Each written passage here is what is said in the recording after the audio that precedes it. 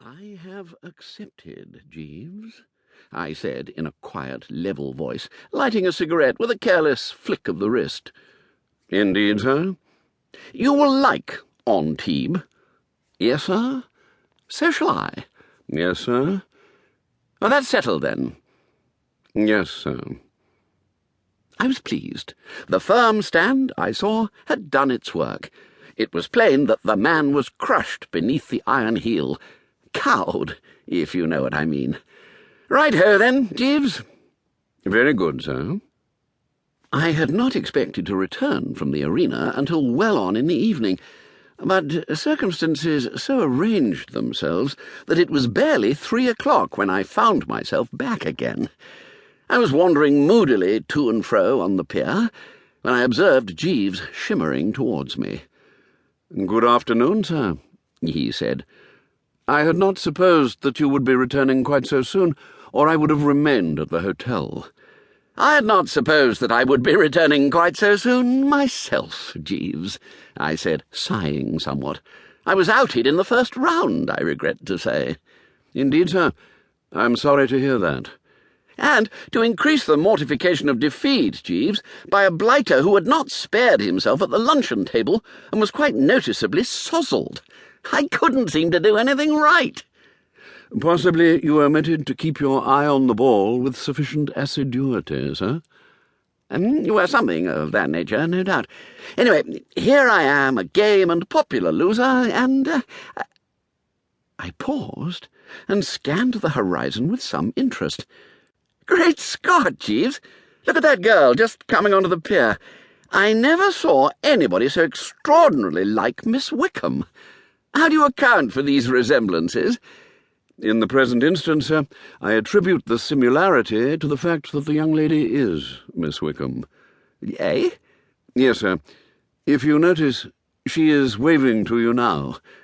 "But what on earth is she doing down here?" "I am unable to say, sir." His voice was chilly, and seemed to suggest that whatever had brought Bobby Wickham to Bingley-on-Sea, it could not, in his opinion, be anything good. He dropped back into the offing, registering alarm and despondency, and I removed the old Homburg and waggled it genially. "What-ho!" I said. Bobby came to anchor alongside. "Hello, Bertie," she said. "I didn't know you were here." "I am," I assured her. "In mourning?" she asked, eyeing the trouserings. "Rather natty, aren't they?" I said, following her gaze. "Jeeves doesn't like them, but then he's notoriously hidebound in the matter of legwear. What are you doing in Bingley?" "My cousin Clementina is at school here. It's her birthday, and I thought I would come down and see her. I'm just off there now. Are you staying here tonight?"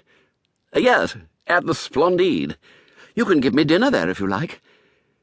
Jeeves was behind me, and I couldn't see him, but at these words I felt his eye slap warningly against the back of my neck.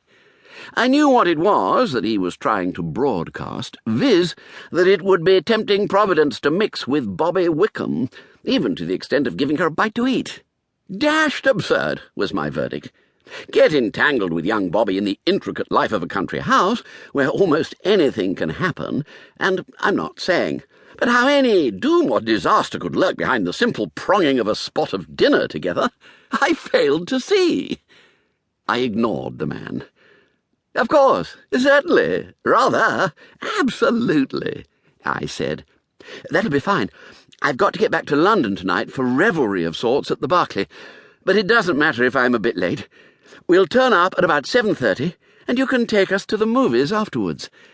We? Us? Clementina and me."